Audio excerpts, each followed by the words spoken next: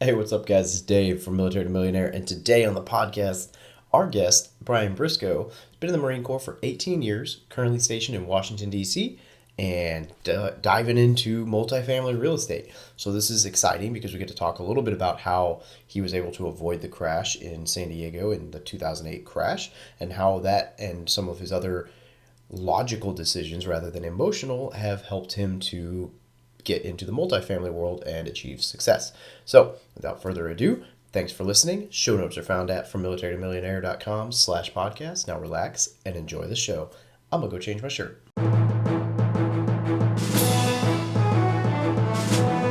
You're listening to the Military Millionaire Podcast, a show about real estate investing for the working class.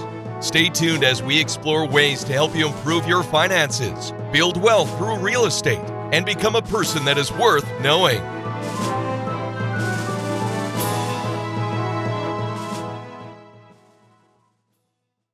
Today's show is brought to you by Audible. Audible is offering our listeners a free audiobook with a 30-day trial membership. Just go to audibletrial.com/militarymillionaire and browse the unmatched selection of audio programs. Download a title free and start listening. It's that easy. Go to audible.com/militarymillionaire to get started today. Now, why Audible? Audible content includes an unmatched selection of audiobooks, original audio shows, news, comedy, and more from the leading audiobook publishers, broadcasters, and entertainers. I listen to Audible every single day on my commute to and from work. Now, to download your free audiobook today, go to audibletrial.com/militarymillionaire. Again, that's audibletrial.com/militarymillionaire for your free audiobook today. Hey, what's up, everybody? It's Dave with From Military to Millionaire, and I'm here with Brian Briscoe, who has been in the United States Marine Corps for 18 years. Brian is a lieutenant colonel currently stationed out in the D.C. area, and he and I have interacted a little bit on, I don't remember if it was Facebook first, and then I think it was Facebook first, right? And Pretty sure it was Facebook first. Yeah. Yeah. And so we got in touch. We sat on the phone for like almost an hour the other night and realized that I should get him on the show. So, Brian, welcome to the show. Hey, thanks a lot. Thanks for having me. This is great. Appreciate it. Appreciate all you do. I think your podcast adds a lot of value to people, and I think it's a very, very helpful thing. Your Facebook page also as well. It's a really good forum for people to go and just learn and ask questions. So I appreciate what you do. Thanks. That means a lot. I've been trying to make it as useful as the Facebook for like the longest time was me just posting things and hoping people would comment. And it's really cool to see now that I'll log into the Facebook and see, oh my goodness, look at all these conversations that happened and I wasn't around. I love it. So I mean, when I start commenting on stuff, next time I open my phone, it's like 87 notifications for Facebook. I'm like, oh, okay, let's see what's going on. Yeah. So yeah, it is a good forum, and it's a good place just for people to ask, there are no stupid questions, but I'm going to say it, good place for people to ask stupid questions. If you're beginning and you don't know where to even start, it's a good place to go. A lot of people there with lots of good experience. So anyway, once again, thanks for what you do and for the brand you've created. Thank you very much. All right. Let's hear your story. Well, so I grew up in Utah. I'm not going to go all the way back to my birth, but, I grew up in Utah. My dad, I thought he was a blue collar worker all my life because he wore a blue shirt to work. Anyway, he's a letter carrier, great guy. So, went to high school like everyone else, decided to go to college. And I'll be honest, being in the Marine Corps was the first thing from my mind when I started college. Once upon a time, I wanted to be a college professor. And at one point in time, I started looking at all my college professors, and they were all kind of like socially backwards, kind of awkward. I'm like, oh, I want their job. I just don't want to be like them. And a friend of mine one day was just talking about being in the Marine Corps Reserves. I'm like, that sounds pretty cool. I'm going to go check that thing out. So went down to a recruiter and, took a little time deciding, but, a couple months later, I was, standing on some yellow footprints at MCRD San Diego, enlisted with a college degree, which not a lot of people do. But get home from boot camp and I start grad school. I had just gotten my degree, start grad school right afterwards. And just tell you how things worked out. I started grad school in August of 2001. All right. Oh. So 2 weeks later, as a reservist, World Trade Center goes down. I'm like, oh my gosh, what's going on here? And PFC Briscoe is thinking, wow, I never realized something was gonna happen this quickly. So I decided to take things in my own hands, and I walked down to the officer recruiter and said, hey, PFC, I've got a degree. What do you got for me? I was like, hey, I got this thing called Officer Candidate School. We'll send you out there. So, long story short, I decided to commission, decided I was going to stay in the Marine Corps for 3.5 years and go back to grad school. So, 18 years later, here I am still on active duty, but it's been a good ride. I mean, that's it. It's been a really good ride. Been a fun time. Learned a lot. Had a lot of good experiences. And I'm kind of at the end of the career phase. So just gently transitioning into something else. Absolutely. And that's actually really cool to think that you were sitting there in 2001 and saying like, oh man, well, let me just go and jump all the way in now. Like, it's a cool response. Looking back at it, part of it, a lot of the, advanced college classes, once you get into grad school, they're only offered like once a year, and there's certain series that you have to take in a row. And when I looked at, my reserve unit, the drill weekend after September 11th, it was actually, 3 days after September 11th that we had the drill weekend.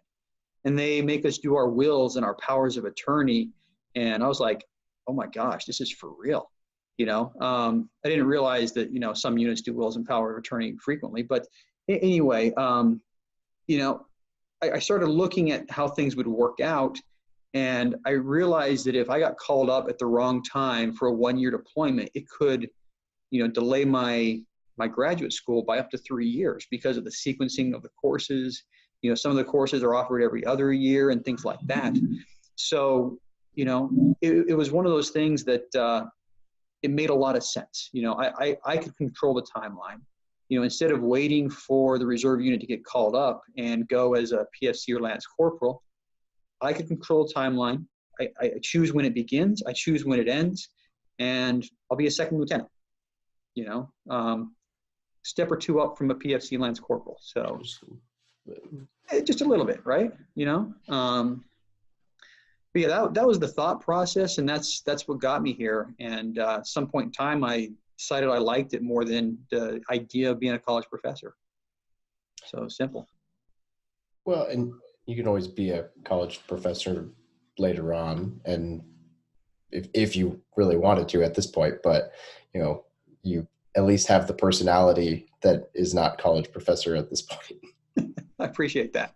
Yeah, so I think that ship sailed. A lot of people have said the same thing, but that was a different person. I was a much different person, 18 years ago. So I enjoy teaching, but I'm actually finding that, in the real estate business, that I can still do a fair amount of teaching. I can still do a fair amount of, helping people out. So it wasn't really the subject matter that I was in love with, it's just teaching, and I can still do that. So, yeah, that's basically where I'm at right now as far as that goes. And you can do it now without feel like a job. Yeah, it's nice. Exactly. So tell us a little bit about your, when you got into real estate and how that's been going for you. It wasn't long after I commissioned. So, probably 2003 time frame. And this is going to be cliche. I'm sorry. I'm still going to say it. I read Rich Dad, Poor Dad. Right? It's on the shelf back there. Yeah. And it's just one of those things where it just turned my mind upside down, and it was just like, I realized, wow, I had a poor dad, and I wish, it was just one of those things that it changed my mindset on things. And so I did what I knew how. The Marine Corps had, I don't know if they still do, they had a savings bond program at the time where you could sign up and they would mail you savings bonds, and so every time I got a pay raise, I would put a little bit of money into the savings bond program, And then I realized, oh, they have this thing called the thrift savings plan, and the same thing. I just started maxing that out, thinking, okay, I've got to do something. I've got to deliberately plan for later on. I was in Okinawa at the time, and I know Rich Dad Poor Dad does talk, about real estate, and I made up my mind right there that as soon as I get back to the States, I'm going to buy a house, and I'm going to rent it out, and then I'm going to PCS. I'm going to buy another house. I'm going to rent it out and PCS, so that was my plan. I PCS to San Diego in 2006, which is probably the worst time in the world to buy a house. All right. And fortunately, I didn't. We went shopping, and we looked around at what I could buy based off of my BAH versus what I could rent, and it was like I could get a place twice as big for the same amount. And there was a big disconnect between rental prices and purchase prices. I just thought, this can't be good, this whole rental thing's not going to work out because I'm not going to be able to rent this for what I can sell, what my mortgage is going to be. So fortunately, I didn't buy then, but I made up my mind that I would buy soon. So the very next year, I started looking for a place in my hometown of Utah. My wife would go up there and be with her parents, and I would, text her, hey, I want you to go look at this house, and she'd go look at 3 or 4 or 5 houses a day and come back. And, after 2 weeks of that, my father-in-law called me and said, you know what, we're planning on moving soon. Do you want to just buy my house? I'm like, yeah, sure. Absolutely. So that was my first rental, bought it from my father-in-law. It was a really smooth transaction, no haggling over price. He just says, we're going to get it appraised and I'll take 5% off. I'm like, sold, and then the market crashed. We had just closed on the house when the market crashed. Fortunately, Salt Lake City real estate didn't slide much. So the next year we bought a house in San Diego, the person before me had paid $450 for it. I paid $305. So I thought I had a great deal. And at the time my goal was to, one house a year for every year. Problem was that house never cash flowed. We got a pretty good deal on it. But when I tried to buy house number 3 a year later, no banks would give me a loan. When I was doing everything on my personal credit, I just didn't know better. I didn't know there was other ways to buy properties. And so basically I sat on 2 rentals for about 10 years, maybe a little longer before I realized, hey, this Marine Corps thing is going to come to an end soon. I need to kick it up into high gear. So I was deployed on a ship with the 11th MEU not too long ago, and read every book I could on real estate while I was there. And apartments is what really resonated with me. There's a lot of advantages to investing in apartments that don't exist with single family homes. And, the rest is history. I got involved with Michael Blanc. He's another podcaster for anybody who doesn't know him. Also does a coaching program. So, went all in with him, and, it's been great. So, found a couple of partners along the way. And, right now we've got, a 55 unit deal that we'll be closing on in October. Then a 32 unit deal that we'll be closing on in November, and a 40 unit deal that we should be closing on in December. So, things are going really well right now as far as that goes. So yeah, in a nutshell, that's how I got started. That's where we are right now. I think it was cool that you had whether it was foresight or just intuition, not to buy in 2006, but then to turn around and buy when the market crashed. Not a lot of real estate investors or investors in general the art of taking the emotion out of your purchase decisions to say, well, I don't want to buy now when everybody else is buying. And then to also turn around and say, well, I do want to buy now when everybody else is running. I think that piece in San Diego is huge. Speaks something to your mentality that a lot of investors miss because they get emotional about things.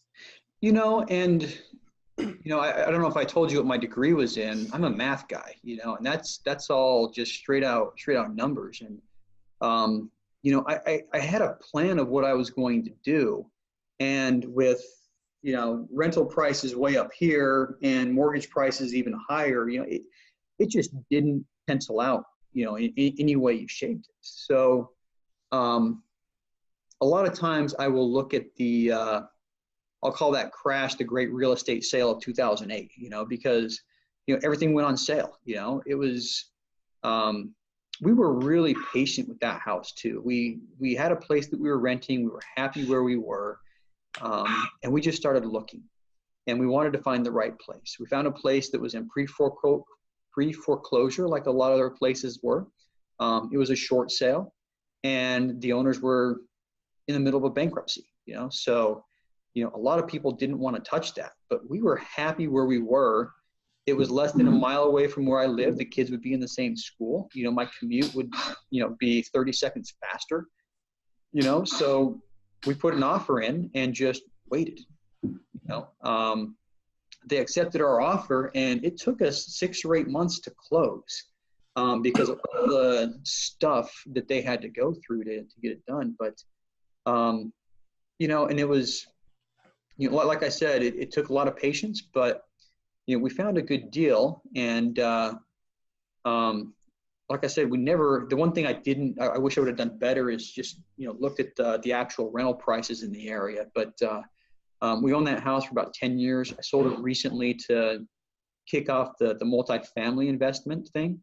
But I walked away with a $140,000 check when I sold it. So on average, every month, we probably tossed $200 to $300 into that house, which is kind of a drain.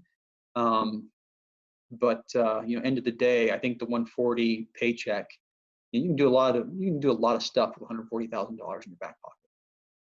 So. Yeah, I agree completely. And the math background is interesting. So I don't have a math background by any means. My college degree is an associate's in real estate because it was a total cop-out, but I wanted to finish an associate's degree just to say I did. That's fine. Yeah. So it was easy, right? I didn't study for anything, but I've always been good at math. I was always the kid in high school who, in fact, it's a funny story that I was homeschooled for most of the time I was in high school, and my mom caught me cheating once on a math test. And the reason I cheated on the test was not because I didn't know the answers, but because I didn't know how to do the work. And my mom she's going to listen to this and lose it that I'm saying this, but I would get the answer would be wrong if the work wasn't shown. I didn't know how to show the work. So I literally had done the math test and then taken the answer key and used it to show the work. Because I was just like, I don't care about how to do all the work on this. So I would pull the work out of the answer key. It's like the worst math cheating ever. But I'm curious if that probably does play a role, because it's not hard for me generally, knock on wood, to just totally leave the emotions by the side and say, these numbers don't work or whatever. Yeah. And it definitely helps,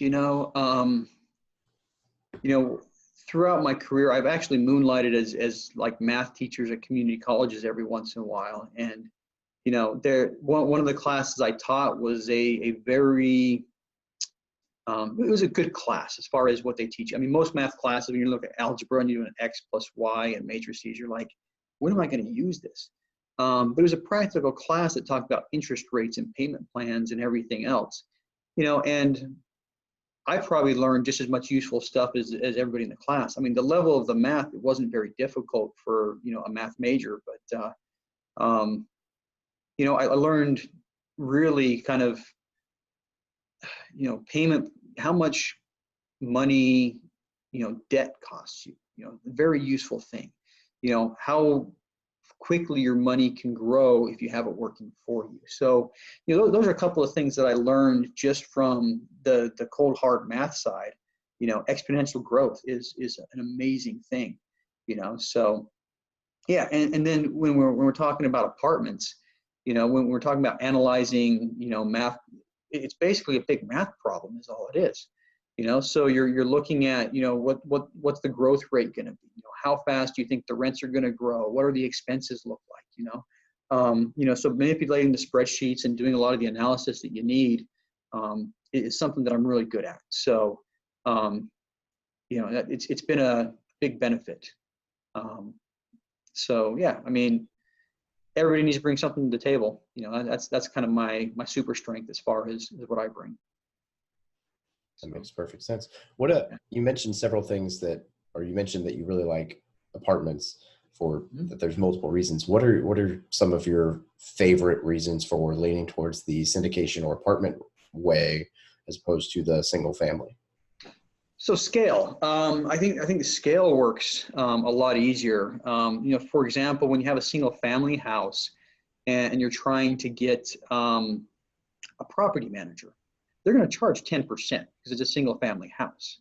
All right. If you have a multifamily property and you go to the property manager, they're not charging you 10% anymore. All right. They're charging you 8%, maybe less, depending on what how many doors you have and what else is going on. The other thing is, we're looking at a 40-unit apartment. There's 4 buildings, 4 roofs. If I have 40 houses, instead of 4 roofs, I have 40 roofs that are going to have to get replaced. So there's a lot of economizing when you scale up.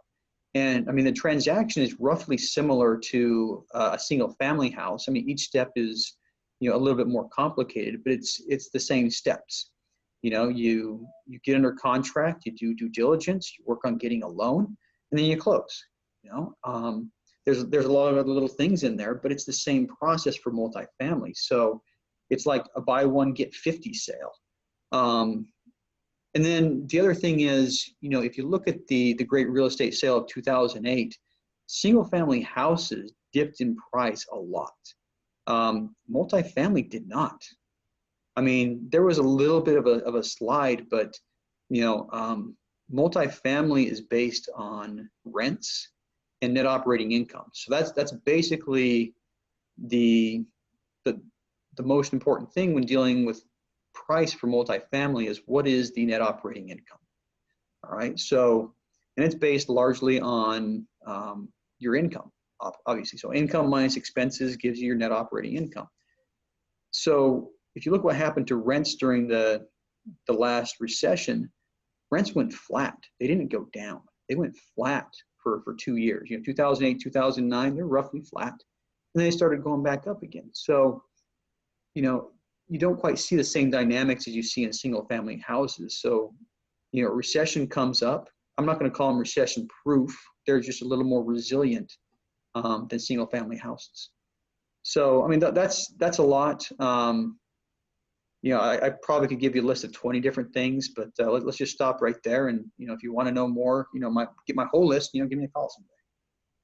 So, the Marine Corps would be proud of you using that buzzword resilient. Resilient. That's what it's all about. Been the buzzword for the last few years around the Marine Corps, but yeah. I agree. I also love the way that they're valued. I have a huge love of it not being tied to, at least not very much tied to what other properties look like or do, as much as just, hey, this is how much money this property makes, so it's worth much. And that to me it just appeals on so many levels. I'm analyzing, it's just a 12 unit right now. And, I'm talking to the guy and he's like, yeah, I'm looking at this price and I'm looking at his advertised P&L, which usually when people lie on their P&Ls, it's fluffed. This guy, I'm like, I really wonder if he just doesn't know what he's doing. And this P&L is so bad that I'm like, there's no way this is worth even half of what he's asking. But the price that I would offer him is so low that it's not even like, not worth my time. Yeah, we get those a lot, and you bring something up that's another good point is the forced appreciation. Okay, so since the income or since the value of the property is based on its income, if you can raise the income, you've raised the value of the property. Now, I'm not going to go into cap rates too much, but that also plays a part in it. But I mean, if you raise your net operating income by 10%, you've also raised the value of the property by 10%. So, we do a lot of what we call value adds, where we go into a place that's maybe poorly managed, maybe it's been run down a little bit, and we spruce it up a little. And when you spruce something up, you can increase the income or increase the rents and thereby increase the income. And so instead of waiting for time and inflation and all the market pressures to drive the price up, you can force the price to go up by increasing your income. You spend a little bit of money to, maybe new kitchen cabinets, maybe new countertops, new floors, paint the walls, for a couple $1,000, you can really do a good job at raising your income level. So, yeah, so that's the other part that I really like about it. Absolutely. Completely agree. I definitely love the multifamily area of the world as well. You're doing it on a larger scale than I am, but it is I love the commercial side. I mean, everything just seems what it is it seems like a business as opposed to a residence. And I mean, obviously it is commercial vice residential, but I mean, everything from the loan process, everything is just emotionless business. If it makes sense, it works. Yeah. And I love that. It's so much simpler to deal with. I see a lot of people post on, there's a couple of forums that I'm on Facebook that are real estate oriented. And I see a lot of people post about their single family homes, the ones that they've lived in for 2 or 3 years. And, I can tell that they are not thinking about it like a business, and once you get out of the single family homes, and I think it's easy for the house you've lived in to think about it as, that's my house. I don't want them to mess it up. They shouldn't be doing that to the carpets, the dog chewed holes in the plantation blinds or whatever. Multifamily, it's you can take the emotion out of it, so it's not something I'm ever going to live in, but a lot of people will. Anyway, yeah, I do appreciate that. I see the same thing. I also want to commend you on not falling into the great Marine Corps trap. I don't know if you saw my post about this just the other day, but you used the word oriented as opposed to orientated. Orientate. Yes. And yes, I made a full post the other day about the word orientated and the misuse of the word caveat and everything else that is just drives me bonkers when I hear people. There's so many Marine Corps-isms. The one Marine Corps-ism I get is people misuse the word myself a lot. Myself is going to do this. You got to work on your grammar a little bit, but I am going to do something, you can do something, but anyway, there's a lot of little things that, and usually, anyway, orientate was one of those things. I looked it up in a dictionary once when I was at the basic school as a lieutenant. So I'm like, that's not right. And it was so funny when I saw the entry. I'm like, oh my gosh, it actually is in the dictionary. And then I read what it said. It says, the improper use of the word orient. I'm like, all right, got it. Yep. Yeah, it's pretty funny. Orient. Got it. Exactly. All right. So I always roll into a couple questions. So the first one I like to ask is, if an E1, E2 walked up to you asking you for advice, you only had a few minutes to share it, what would you tell them? I would tell them they need to deliberately plan for their future. I think a lot of people just kind of let things happen.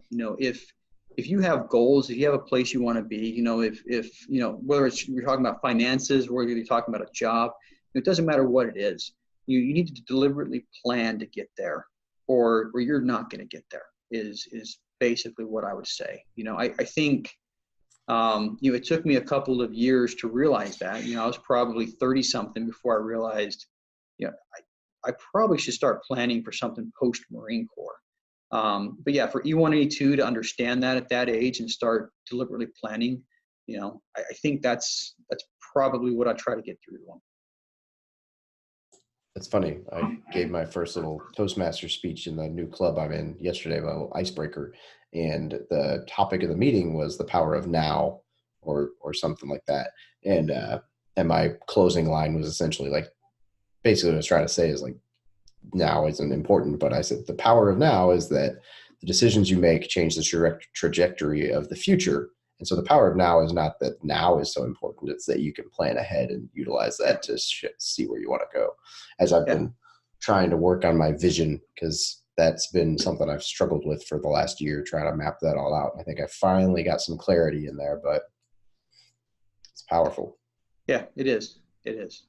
One of my favorite books is Stephen Covey's 7 Habits. And he talks a lot about, you can create your life. You can create the life that you want. You got to be proactive. You got to put, first things first and begin with the end in mind, but you can create that life, and if you don't, it's going to be created, it's just not going to be you that creates it. So, we do have the ability, at each given second to, change the direction of our lives. If we don't like where we're going, every second, every now is a chance to change the direction we're going. It's also a chance to, reinforce and double down and, persevere and keep going forward too. So, anyway. Absolutely agree. Yeah. All right. What is one resource, book, course, website, whatever, that you would recommend to anyone getting started in real estate investing? I'll tell you what I went through. I went through Michael Blanc's program. I started out just buying his spreadsheet, which is ridiculously amazing. It's got like 87 tabs, and it took me, many, many hours to figure it out. But it is so powerful in what it does. And then from there, he's got an online coaching or online instruction program. So incrementally, I just kind of bumped up a little further. So, so I did that, and then started going to some of his events. He lives in Northern Virginia, not too far from where I'm at. So, it's not hard to, drive down the road to go to one of his big events. And eventually I got into his coaching program, so that's really been, I think, the catalyst for me. It's given me the knowledge, and it's given me the confidence. And I met, my business partners through his forum. So that's probably the number one thing that I'd recommend. But there's other programs out there. For active duty, ADPI has a pretty good program. So there's lots of resources. I would just say figure out what you want and find somebody who's good at teaching. I agree. I think there's a lot of information out there right now. You just got to figure out who you want to learn from. And I'm not advocating for spending $70,000 on a program from somebody. There are affordable programs out there and coaching and ways to get around people. But I definitely think it's worth paying to save yourself time. And, I looked at it, and, the coaching program wasn't cheap, and not everybody can afford it. But I looked at it as an investment. I looked at it as a way to accelerate my success. I'm the type of person, I put my mind to something, I'm going to get it done. So when I was looking at that, and it's, getting into multifamily is not cheap as well. I mean, if you're doing a single family house, your earnest money deposit is, $1,000-$2,000. I sent a $40,000 earnest money deposit out. I sent a $15,000 earnest money deposit out. So when looking at, okay, I've got finite resources, what I'm going to spend it on, I deliberately chose to spend it on that coaching so that I didn't waste the rest of my little pot of money to play with. So, learn from people who've done it. And it doesn't mean you have to pay money either. I mean, you can find somebody, add value to them, and see if they'll teach you, So, but that's the thing. You got to be able to add value to them. But yeah, that's it. Find somebody who can teach you. Yeah, absolutely. And some of those courses are totally worth every penny. Definitely got my money's worth out of a lot of courses, and I've probably spent, and if you count events and conferences this year, I'll probably rack up over 10 grand in coaching and stuff. So I'm not far behind you. Yeah, so I was actually supposed to be at Rod Cleef's event in Baltimore right now. I bought tickets for that. I even upgraded to VIP, but I am TAD in Miami right now. So I am not at Rod Cleef in Baltimore. But they were kind enough to roll my tickets forward to January's event in Los Angeles. Yeah. So yeah. So if you guys want to come see me in LA, let's do it. Yeah, I've looked into it. I'm in one of those weird spots similar to you, where I've had 3 different leave requests disapproved so far for this year for events, and so right now I'm kind of iffy on spending money on tickets because one of the events I'm not going to get my money back out of, and it was substantial. And most of them have been pretty willing to play ball, but yeah, so I'm kind of iffy on jumping into anything until I make sure I'm going to be there at this point. But yeah, that's the price we pay for still running full-time jobs, and that we enjoy. So at the end of the day, eventually we'll both transition out and be full-time and able to go to all the events we want. And somehow I feel like I'll fill my entire life with events instead of not doing anything and relaxing like I tell myself I'm going to do, but we'll see. But the events are so amazing. I love them. You meet people that are doing the same thing you're doing. I always walk away with the events with a lot more energy, so so that's one of the things you need to do. You need to get out, you need to meet people, that's it. So absolutely. All right, before we wrap this up, anything you'd like to add, any parting advice or big ideas? Big ideas. My big idea, is really not that. It's actually simple. We're going bigger every time we do something. So the first couple of apartments we had under contract, are all. I think the biggest one is a 40 right now. So we're trying to tackle an 80, and after that 80, we're going to try to start tackling 100 and above. So basically, don't be afraid to go big. Do it smartly, but don't be afraid to go big. Is what I got to say. I would second that. I think we mentioned it before, but a lot of the people on this podcast have heard I bought a 40 a year ago. Mm-hmm. It did not work out quite as well as it should have, but it'll work out in the end. We're going to solve all that out. We're getting closer to solving all that, and we'll get everything back. I don't regret for a minute making the decision to execute on that because A, I still think it was a decent deal, and B, I have learned more about the legal process and the recovering and what I could have done to protect myself better in the future, and what I, whatever, that is just going to save me so much headache throughout the rest of my life. It's been totally. It's like what Rodcliffe says, it's a seminar, it's not a failure. It's a seminar as long as you learn from it. So exactly. But yeah. All right, Brian, where can people get a hold of you? So website is fouroakscapital.com. If you're listening to it, it's just the number 4 spelled out, Four Oaks Capital. If you're watching it, I got the shirt that says Four Oaks Capital on it, but it's got my contact information up there. You can fill out a form, and we'll get back to you. If you're interested in investing in one of our products, you can also reach out and contact me. We'll get to know each other, see if we're a good fit. My email address is my first name and my last name is crunched together at fouroakscapital.com. So Brian Briscoe at fouroakscapital.com. Simple. I like it. Yeah. Awesome. Well, Brian, thank you very much for joining us this evening. Yeah. Hey, thanks for your time. Thanks for having me. I really appreciate your time. Yeah. We'll stay in touch. Yeah, we will. Absolutely. Maybe one of these days I'll be on the East Coast. Probably not. But yeah, I'll probably get to the West Coast sometime soon too. There you go. We'll have to, I don't know, grab Subway or something because I don't ever get out of the office except for lunch. Yeah, I'll bring you a Subway sandwich and a Diet Coke or something, and we can sit at your place. Works for me. Awesome. Thank you very much for joining us. All right, appreciate it. Thanks. Thank you for listening to another episode about my journey from military to millionaire. If you liked it, be sure to visit frommilitarytomillionaire.com/podcast to subscribe to future podcasts.